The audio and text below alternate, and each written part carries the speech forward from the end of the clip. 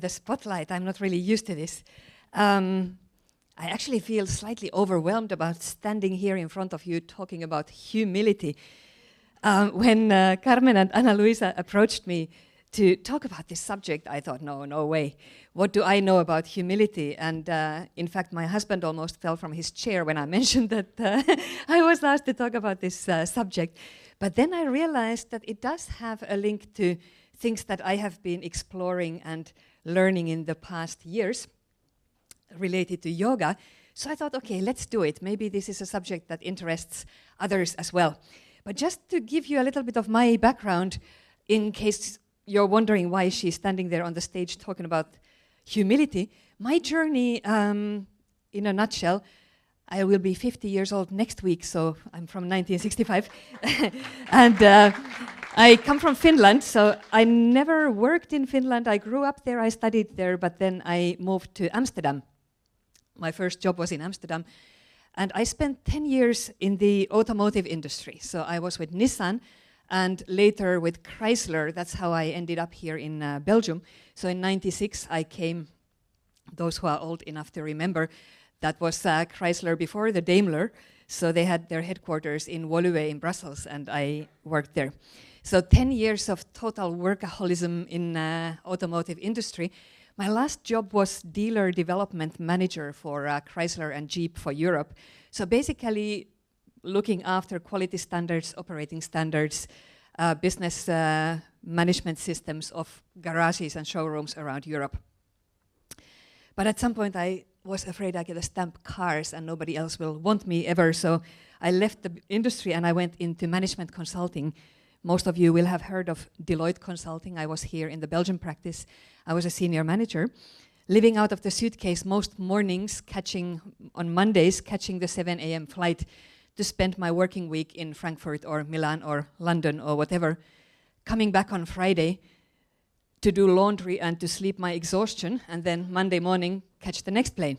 And this was going on for a few years, and one morning I woke up on some industrial terrain in the Netherlands and thought, I'm not coming back here anymore. So you see, in 2000, I had some kind of a burnout experience. I was in the habit of drinking almost a bottle of wine in the evening to try and relax. I was in the habit of smoking a packet of cigarettes a day.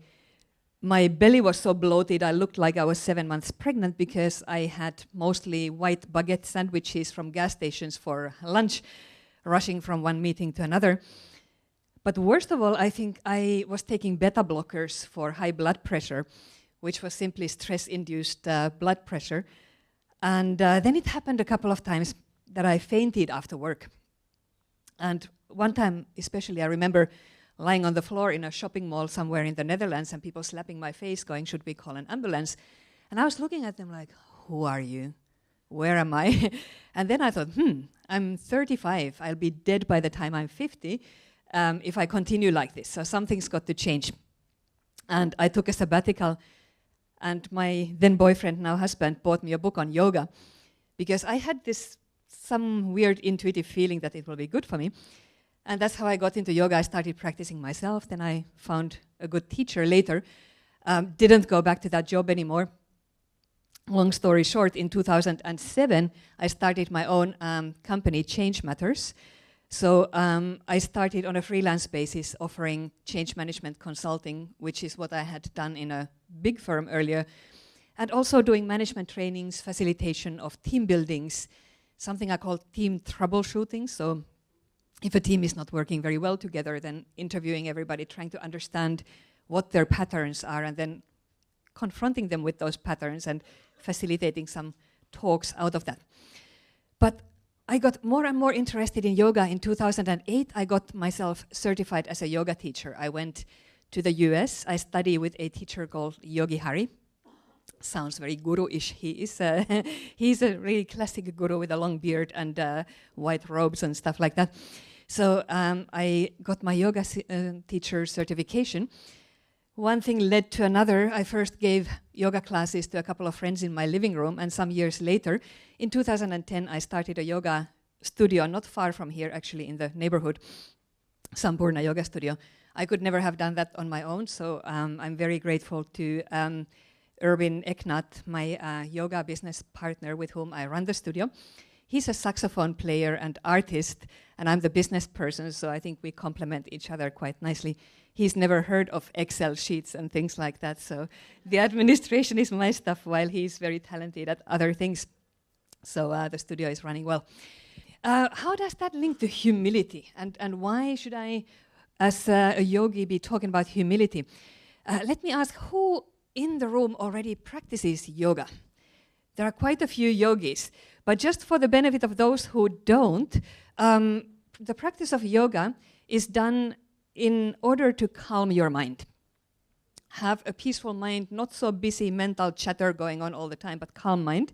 And you do that practicing different things. And the physical stretching that you see in yoga classes is just one aspect of it.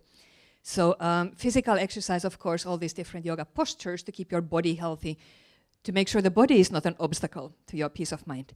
But then also breathing. With yoga, you learn to energize yourself, but also to influence your mood by breath. So calming yourself down and taking distance from emotional ups and downs by breathing deeply, breathing with your abdomen, etc. And we will try that a little bit later. Proper relaxation. So learning to let go of not only physical tensions, but also mental tensions.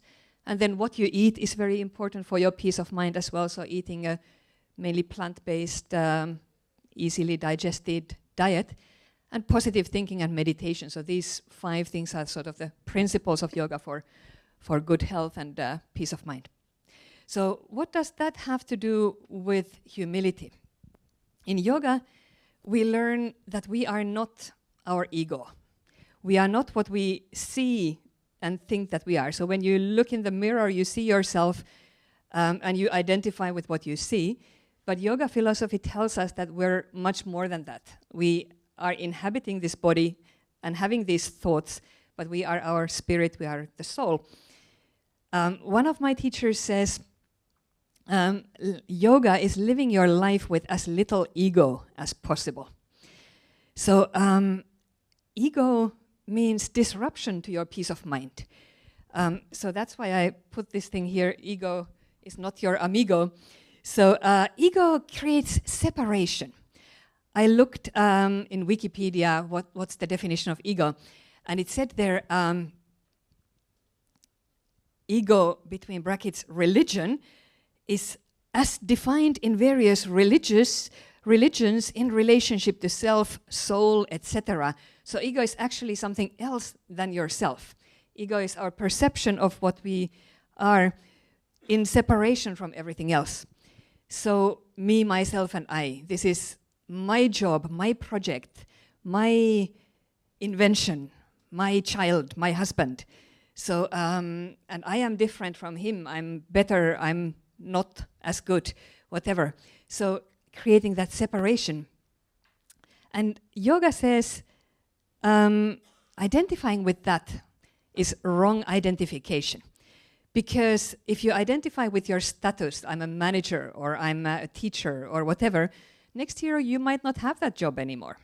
If you're identifying with your looks, I'm a beautiful person, I'm a whatever, maybe, you know, wrinkles come and everything starts heading south at some point, so you're not so beautiful anymore. Youth, looks, wealth, status, they tend to come and go. So identifying with that would be wrong identification. Those who are into Buddhism also know about everything being impermanent. So why hang on to that when that's going to come and go and cause us just separation from everything? So for me, what I've learned about that is trying to reduce my ego and become conscious of the workings of my ego. For example, in work situations, I'll give you an example. As a freelancer, I give management trainings. And one day I went to the European Commission to give a workshop, and I opened in the trainer's room the cupboard with all the training materials. And I saw another course binder, and I saw that slides that I know I have developed were in that binder. So I was like, that person stole my slides. They took my product. And that is really reacting from the ego. But nowadays I'm trying more and more to think about that person has something valuable. I have something valuable. How can we work together and combine so that our audiences or students or whatever get something even better? I'm trying to work on myself to be less defensive. Or if as a yoga teacher I act from the ego, it would be, look at me how good I am at this, how flexible or how strong I am or whatever. But that would mean that I create a barrier between me and the students, and I'm focusing on myself and my greatness rather than helping them to become more healthy or more balanced. So it's useless as a teacher to focus on your own greatness in that sense if you want anyone to learn anything. Also in Brussels 5 years ago when we started the yoga studio, I think we were almost the only yoga place. And nowadays there's a lot more yoga going on. And still my sort of old me, the ego identifier, when I see a new yoga studio, I go, competition, we need to fight them. And then afterwards I'm like, hang on, yoga is great. It's good that there's more yoga, because the more people do yoga, the more there is for everybody. Plus I should go there and learn from them because it's all good. So I'm still working, but what I've learned with yoga is to notice that ego attack and take a little bit of distance and say, I don't need to react to this. So what I would like to do now, since this is also a networking event and you're here to meet people, chat with the people at your table. If you haven't spoken to them yet, then say hi, and then share some examples from your life when the ego has been a barrier. So in what kind of situations do you think that you acted from your ego and that prevented you from learning, from connecting, from achieving the best possible results? So take maybe 3-4 minutes just to say hi to your neighbors and exchange. I'm sure we could continue until 10 o'clock, but we won't. So let us, we kind of all quickly notice that yes, the ego is there for everybody, and sometimes a bigger barrier, sometimes a smaller barrier. So what can we then do to diminish the ego, to keep the ego in check? I read a beautiful quote yesterday saying humility creates the right conditions to learn. So when you're humble, when you're not acting from the ego, you have more opportunities to learn, gain new things, gain new insights. And at least I have felt that when I act from the ego, I feel more lonely, more isolated, more stressed, while when I reduce the ego, I feel easier, more relaxed, more collaborative, etc. So there are two things that I think I've learned in the practice of yoga about keeping the ego in check.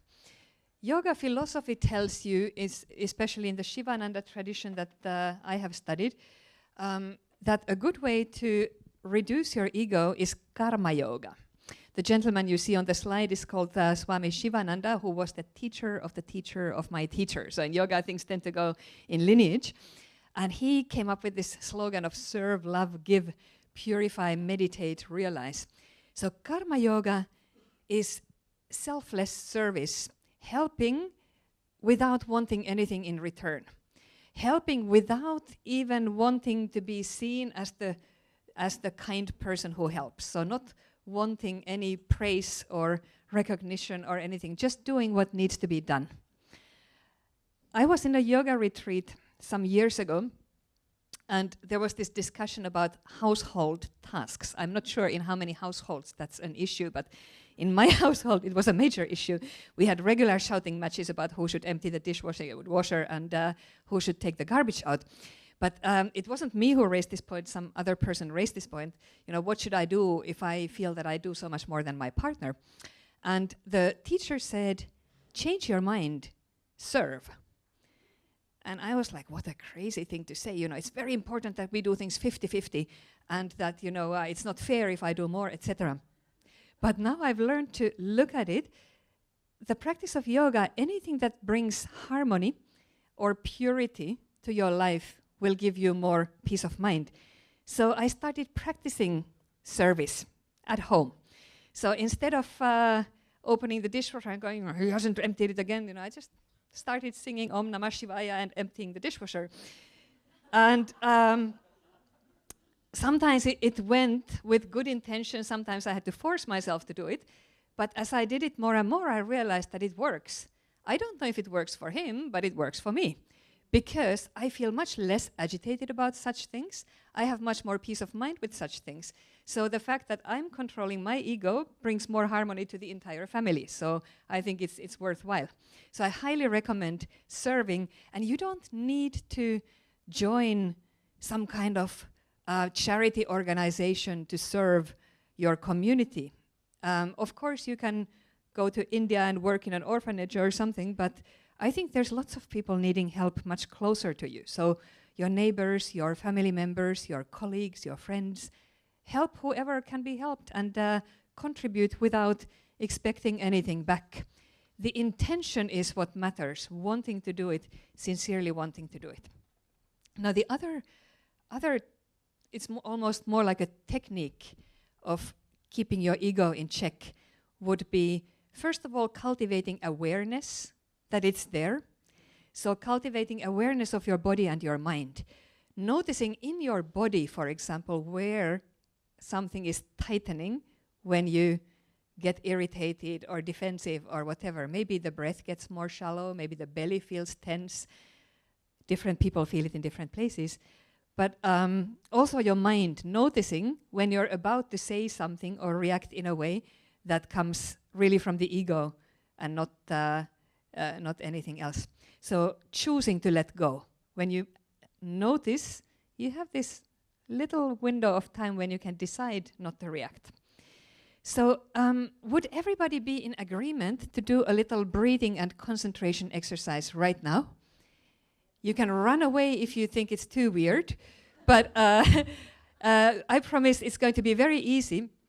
So I would say sit with a straight back and with both foot soles on the floor. So don't cross one leg over the other, but sit with your feet against the floor. The first thing we want to do is to develop a bit of awareness of your breath. All the time breathe through your nose if possible.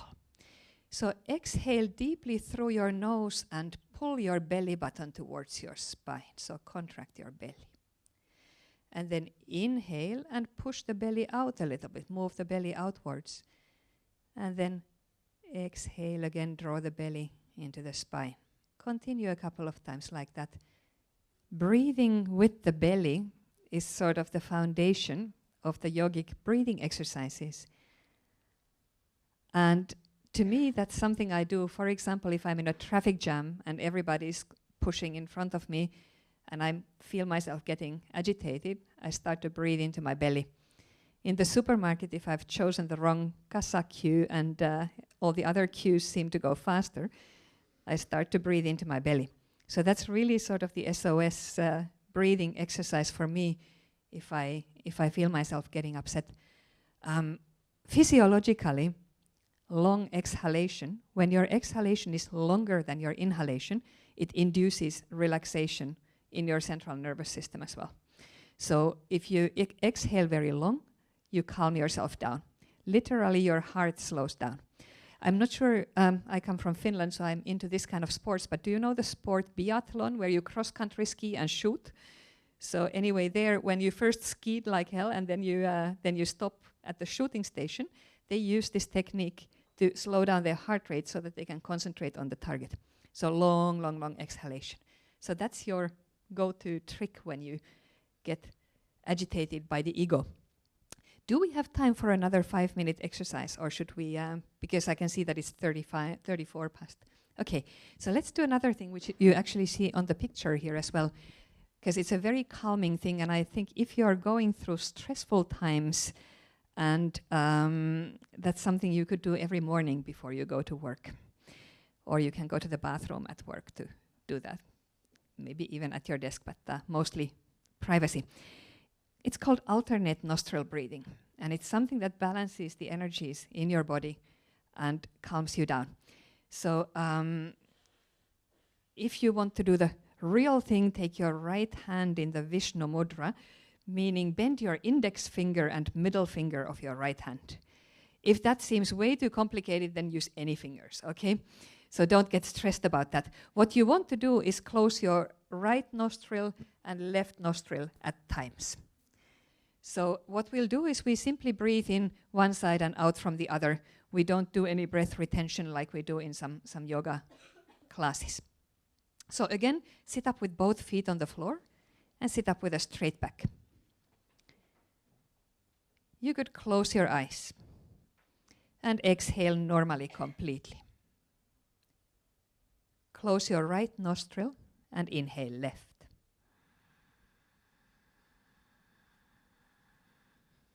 Change sides, close the left nostril, exhale right.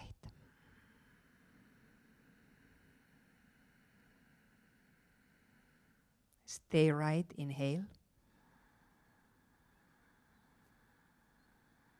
Change sides and exhale left.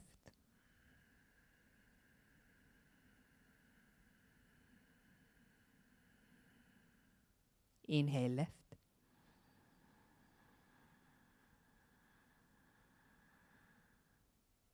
Exhale right.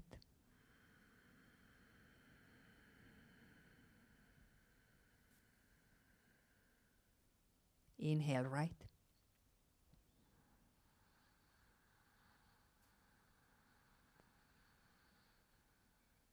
Exhale left.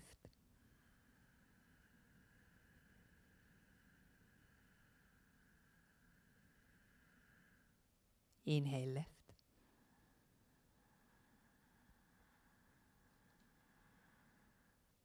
Exhale right.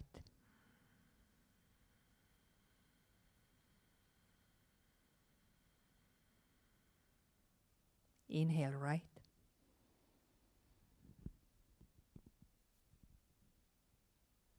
Exhale left.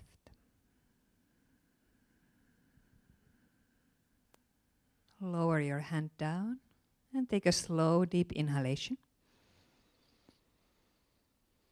And then exhale, return your breathing back to normal.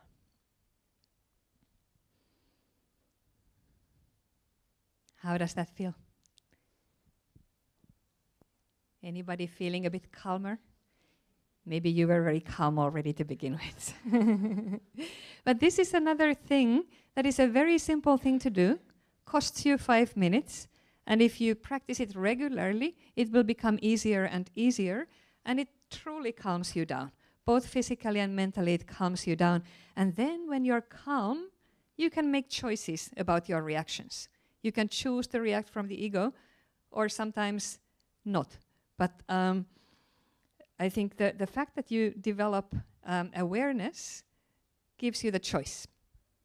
So that is what I had prepared for you, my experiences of letting go of control and defensiveness and comparison and just trying to more connect and collaborate.